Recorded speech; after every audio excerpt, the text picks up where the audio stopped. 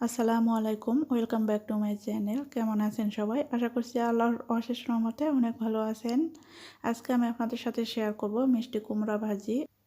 আশা করছি আজকের এই মিষ্টি কুমড়া ভাজি আপনাদের কাছে ভালো লাগবে। ভালো লাগলে প্লিজ লাইক কমেন্ট শেয়ার করে দেবেন। আর আপনারা যদি আমার চ্যানেলে নতুন হয়ে থাকেন তাহলে প্লিজ চ্যানেলটিকে সাবস্ক্রাইব করে পাশে থাকা বেল আইকনটি প্রেস করে দেবেন। আর যারা অলরেডি করে দিয়েছেন তাদেরকে অসংখ্য অসংখ্য ধন্যবাদ। তো দেখতে পাচ্ছেন মিষ্টি কুমড়া আমি এখানে কেটে নিয়েছি একটু মোটা করে, কারণ মিষ্টি কুমড়া সেদ্ধ হতে খুব বেশি সময় লাগে না। আর এখানে পেঁয়াজ, রসুন, শুকনো মরিচ, কাঁচা মরিচ, জিরা সব কিছু নিয়েছি। চুলায় একটা প্যান বসে 3 টেবিল চামচের মতো তেল দিয়েছি। আর এখানে দিয়ে দিলাম 3টা শুকনো মরিচ আমি ভেঙে দিয়েছি। আর 1 চা চামচ দিয়েছি জিরা, একটা রসুন কুচি দিয়ে দিলাম, আর 2টা পেঁয়াজ কুচি দিয়ে দিচ্ছি। এখন সব কিছু নেড়ে চেড়ে ভেজে নেব। পেঁয়াজ আর রসুনটা একটু হালকা ব্রাউন কালার করে ভেজে নিতে হবে।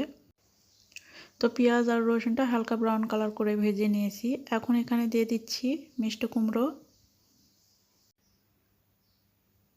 স্বাদ অনুযায়ী লবণ দিয়ে দিচ্ছি, হলুদ গুঁড়া দিয়ে দিচ্ছি 1/2 চা চামচ।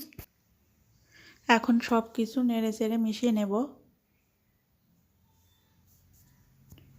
মিশিয়ে নেওয়া হয়ে গেলে এখানে কাঁচামরিচ দিয়ে দিচ্ছি কয়েকটা, ফালি করে নিয়েছি কাঁচামরিচগুলো দিয়ে আবারও একটু নেড়ে চেড়ে মিশিয়ে নিচ্ছি। তারপর ঢাকনাতে ঢেকে আমি 5 মিনিট রান্না করে নেব। 5 মিনিট পর ঢাকনাটা তুলে নিলাম। তো এই 5 মিনিটে কিন্তু এই মিষ্টি কুমড়াগুলো অনেকটাই সেদ্ধ হয়ে যাবে, আর খুব বেশি সময় লাগে না এই মিষ্টি কুমড়া রান্না করতে। এখন নেড়ে চেড়ে এভাবে রান্না করব। আর এখন কিন্তু কার ঢাকনাতে ঢাকবো না, এভাবে খোলা রেখে অনবরত নাড়তে হবে, তা না হলে কিন্তু পুড়ে যেতে পারে। তো এভাবে ছড়িয়ে দেব আর উল্টে পাল্টে দিব।